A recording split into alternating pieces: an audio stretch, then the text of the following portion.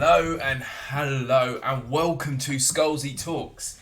This is the first one in a hell of a long while that it hasn't specifically be to do about wrestling. So this is just a standard Scholesy Talks pop culture. I've got a special guest coming over in a minute. Not yet, John Billabong Hing Hang Hu. Give me a second.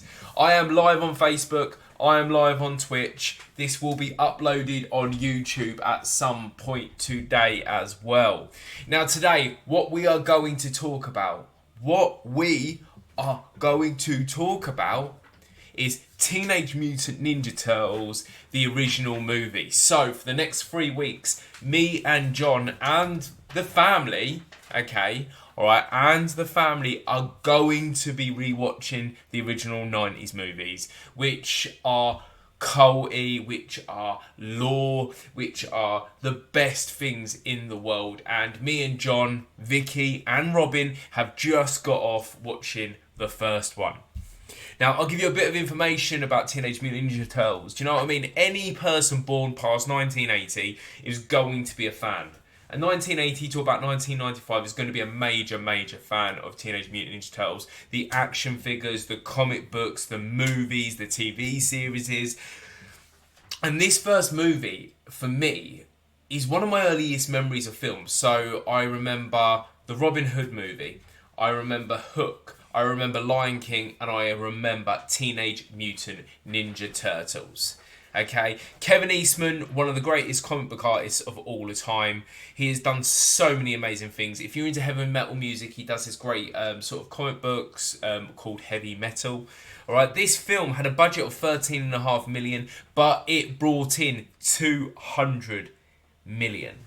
Okay, I myself and my family have always been a major fan of Muppets. So the original costumes of the movie was done by the Henson Creative Group. And when they brought actors in to do this film, they went big. They went big or go home. They brought in Corey Friedman. They brought in Robbie Risk. They brought in Clash, the voice of Elmo, and they brought in So that turtle cast is insane. And the great thing about Teenage Mutant Ninja Turtles as well, it's always been universal. It's always been something somewhere, that anybody can relate to because of the crossovers. The intergalactic wrestling, Teenage Mutant Ninja Turtle Arch Comics issue 7, if I am correct there. Yes, I'm a comic book guy as well as a figure guy. All right.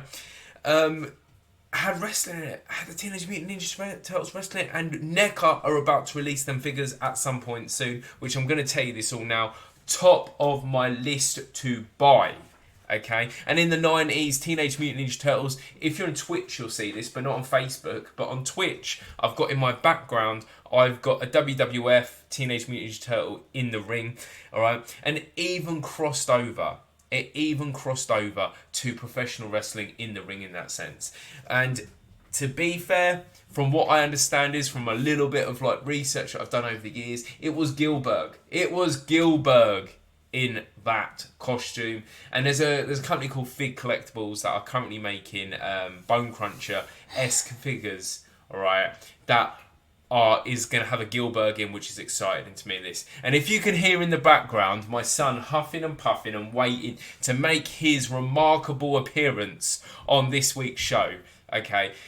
We did a show a few weeks back where he reviewed a couple of wrestling matches which were his favourite for Slammiversary. We decided to bring him back because he's amusing, because he's good, because he's great at reviewing. Now I'm going to introduce to absolutely everybody on Facebook, on Twitch, and so John Billabong, Hing Hang Hu, my eldest son, my third child. Say hello. Hi. Say hello. Hi. Let's move you over a little bit. Right, so you can see. So you've got Twitch there. Say hello to Twitch. Hello. Say hello to Facebook. Hello. Tell us what movie we have just watched. We have watched the Teenage Mutant Ninja Turtles movie. And Which one's your favourite turtle? Leonardo. You like Leonardo. Can you show everybody the picture that you drew for us? So, he drew... Right at the bottom. So there's Raphael, Donatello, Mikey, Sensei and Leonardo. Master Splinter, isn't it? Yeah. I Master. call it Sensei. Sensei 1. Say hello to Mary. Hello, Mary. So, let's talk about the movie. So, what was your favourite part? It was where that guy with the hockey stick whacks that villain in the head with the... And then So, Casey Jones. yeah. Casey Jones whacked somebody in the head with a golf stick. A golf stick, a hockey stick, a cricket bat as well. Yeah. He had a baseball bat.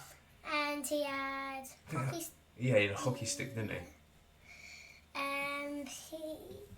And now let's move on to where Shredder comes in. You like Shredder, don't you? Yeah. You like Shredder. Shredder's a very cool character. Yeah. So the great thing about the movie is that you watch the movie and it isn't necessarily about how good the film is or how good the graphics are. And this is the good thing about the 90s. It was more about the funny lines, wasn't it? It was like, I remember where Mikey, yeah. Mikey, he's right there in the background. He went like this.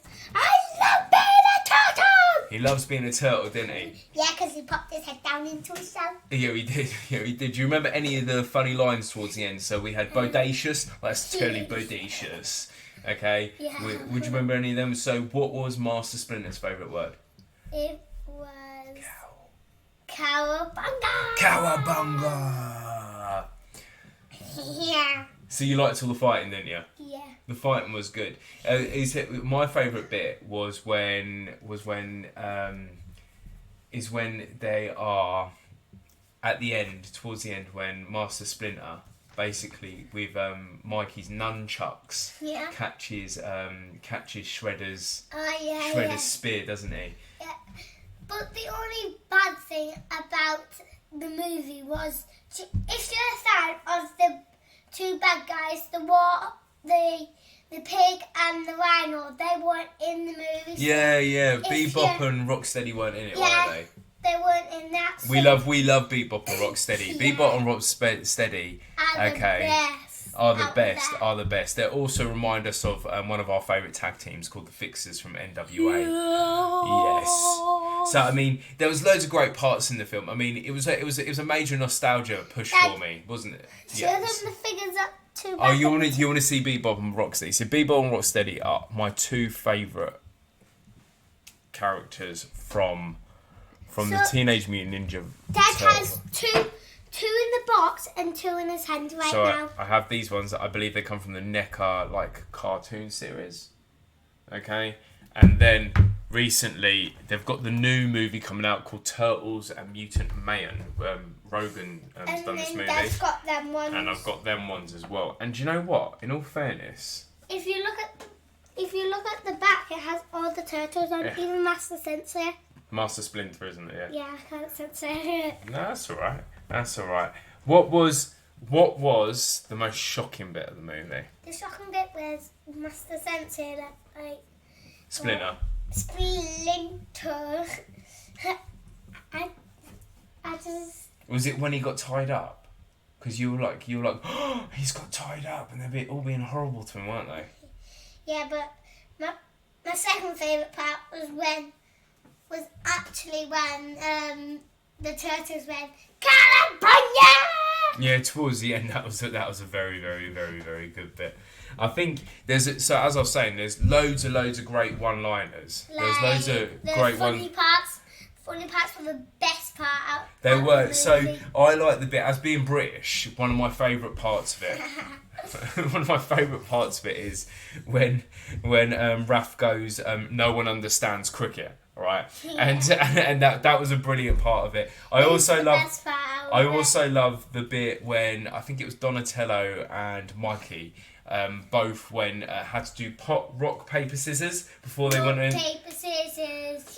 And before they went and attacked Shredder, wasn't it? That's a really, really good bit.